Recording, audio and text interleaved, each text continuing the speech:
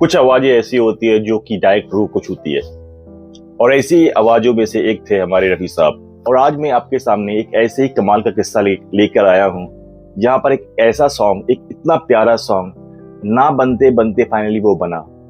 अब साल 1957 में बी आर चोपड़ा एक मूवी बना रहे थे, जिस मूवी का नाम था नया दौर। और इसमें जितने भी गाने थे वो एक से बढ़कर सुपर डुपर हिट हुए थे। सारे गाने आपके रफी साहब ने गाए थे।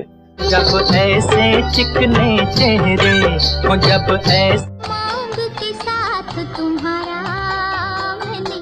और ये गाना इतना इम्पोर्टेंट फैक्टर प्ले किया था इस मूवी के लिए। हालांकि नो डाउट ये मूवी भी बेहतरीन है। दिलीप कुमार और विजयंतीमाला ने जो एक्टिंग किया है वो तो क्या ही किया, नेक्स्ट लेवल की एक्टिंग किया है। पर इस एक्टिंग के साथ भी रफी साहब का जो गाना था, जो आवाज था, उन्होंने एक मैजिक क्रिएट कर दिया था चारों तरफ। तो जब ये मूवी जो है वो मेगा ब्लॉकबस्टर हुई, तब बी आर चोपड़ा एक नेक्स्ट क्लाउड लेवल में चले गए आप। और उनका ये कहना था कि यार मैं तो बी आर चोपड़ा हूं। तो इसी घमंड में वो क्या हुआ कि एक बार उन्होंने रफी साहब को अपने घर बुलाया। मैं ये चाहता हूं कि आगे तुम जो भी गाना गाओगे वो सिर्फ मेरी मूवी में गाना गाओगे, और उसके बदले में तुम्हें जितना ही पैसा चाहिए तुम ले सकते हो। अब ये बात रफी साहब जो थे वो थोड़े से अजीब सिचुएशन में आ गए। उन्होंने एकदम विनम्रता से ये बोला कि चोपड़ा साहब, ऐसा है कि मेरा जो आवाज है वो मैं एक कन्फाइंड और एक मैं रेस्ट्रिक्टेड जोन में नहीं रखता हूं। मैं आपके मूवी में जरूर गाना गाना चाहता हूं, पर आप मुझे प्यार से, उन्होंने बोला नॉर्मली, पर बाकी जितने भी मेरे फेलो मेट्स हैं मैं उनके साथ भी गाना गाना चाहता हूं, क्योंकि मेरी आवाज सिर्फ मेरी नहीं है।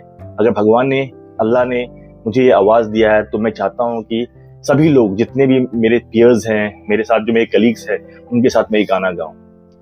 अब रफी साहब का बस इतना कहना था, और ये बात बी आर चोपड़ा को दिल पे लग गया। उनको ये लग गया कि पहली बार किसी इंसान ने मेरे को मना किया है, मेरे को ना किया है। और हुआ क्या कि उन्होंने वहीं पर बोल दिया, रफी मैं दूसरा रफी खड़ा करके दिखाऊंगा। बस इसके बाद क्या था, बी आर चोपड़ा लग गए नया रफी को क्रिएट करने के लिए। और इसके बाद उन्होंने बहुत सारी मूवी बनाई आगे जाके, और जिसमें वो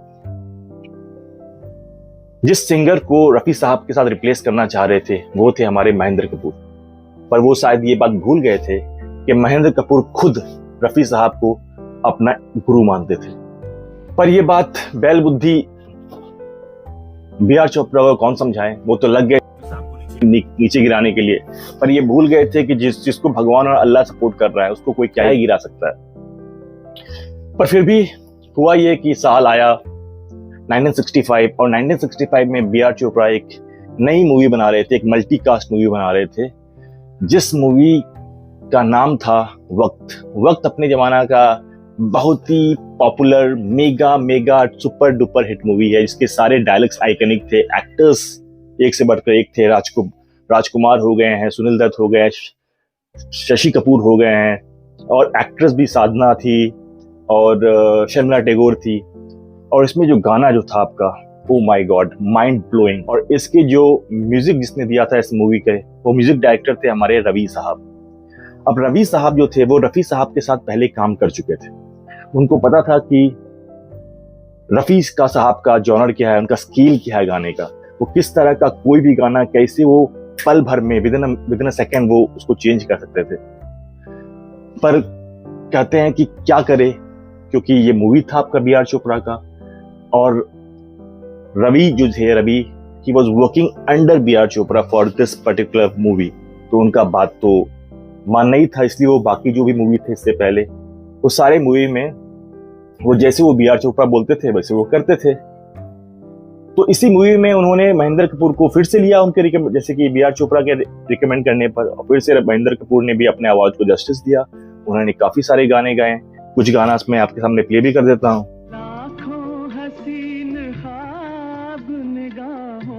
दुश्मन है प्यार के जब लाखों गम संसार के। और जो गाना महेंद्र कपूर ने गाया वो बहुत अच्छा गाना था, बहुत प्यारा गाना, क्योंकि वो भी बहुत अच्छे सिंगर थे, वाकई में सिंगर अच्छे थे।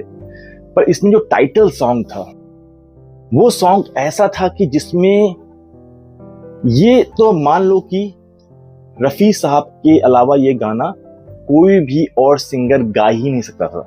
बी आर चोपड़ा हमेशा इस बात के लिए अड़ गए थे कि मुझे ये जो गाना है मुझे महेंद्र कपूर से कराना है। और वो थे तो क्या, वो थे तो एक प्रोड्यूसर थे। वो उनको सिंगिंग के बारे में या उनको म्यूजिक के बारे में उतना कहाँ से पता होगा जितना रवि साहब को पता था। पर रवि साहब भी हिम्मत करके अड़ गए। पर देखो चोपड़ा साहब, आपने जो बोला, जैसा बोला मैं वो वैसा कर रहा हूं। पर वाकई में अगर आप थोड़ा सा ईगो अगर अपना आप साइड रखकर अगर आप इस पर्टिकुलर सॉन्ग के लिए रफी साहब को कंसिडर कर सकते हो तो आप बिलीव नहीं करोगे कि आपका गाना जो है वो कहां से कहां पहुंच जाएगा। फिर उन्होंने गाने के बारे में बताया कि गाना किसके ऊपर बेस्ड है, गाना का लिरिक्स सुनाया उनको सिचुएशन बताया उनको। और कहीं ना कहीं बी आर चोपड़ा, क्योंकि भले वो महेंद्र कपूर के साथ काम करना शुरू कर दिए थे, पर उनको अच्छी तरह से पता था कि रफी साहब का रिप्लेसमेंट है ही नहीं। गुस्सा में इंसान बहुत कुछ बोल देता है, पर दिल तो जानता है कि उनका दिल क्या कहता है। तो फाइनली उन्होंने क्या किया, उन्होंने रवि साहब का उन्होंने बात एक्सेप्ट किया और इसके बाद उन्होंने रवि जी को एक ब्लैंक चेक दिया और ये कहा कि ये आप चेक जो है वो आप रफी साहब को दो और उनसे ये मत बोलना कि कितना अमाउंट है। उनको जो भी अमाउंट लिखना है आप उनको वो अमाउंट लिखने के लिए बोल देना। फिर क्या था, रवि जी गए रफी साहब के घर पे वो ब्लैंक चेक लेके और इसके बाद बोला कि ये जो चेक है ये आपको चोपड़ा साहब ने दिया है और आपको जो भी अमाउंट भरना है आप वो अमाउंट भर लो और ये गाना है, ये गाना आप प्लीज आप हमारे मूवी के लिए गाना गाओ।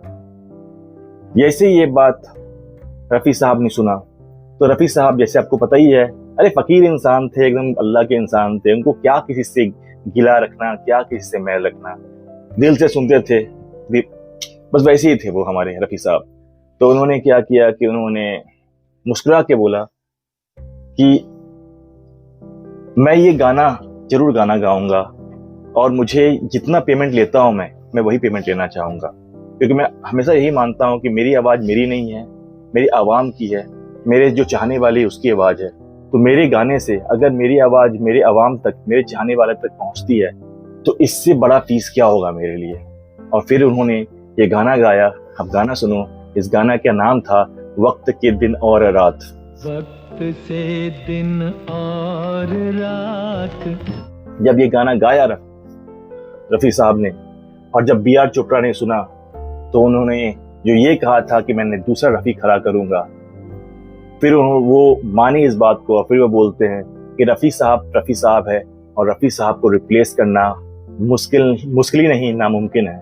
और फाइनली फिर इन दोनों का कोलैबोरेशन दोबारा से हुआ और आगे जाके इन्होंने फिर से काफी मूवीज में एक साथ गाना गाए। तो दोस्तों, आज की बस छोटी सी वीडियो थी आपके लिए, उम्मीद करता हूँ आपको अच्छी लगी होगी। तो please like, share and subscribe. मैं आपसे मिलता हूँ अपने नेक्स्ट वीडियो में। Thank you so much.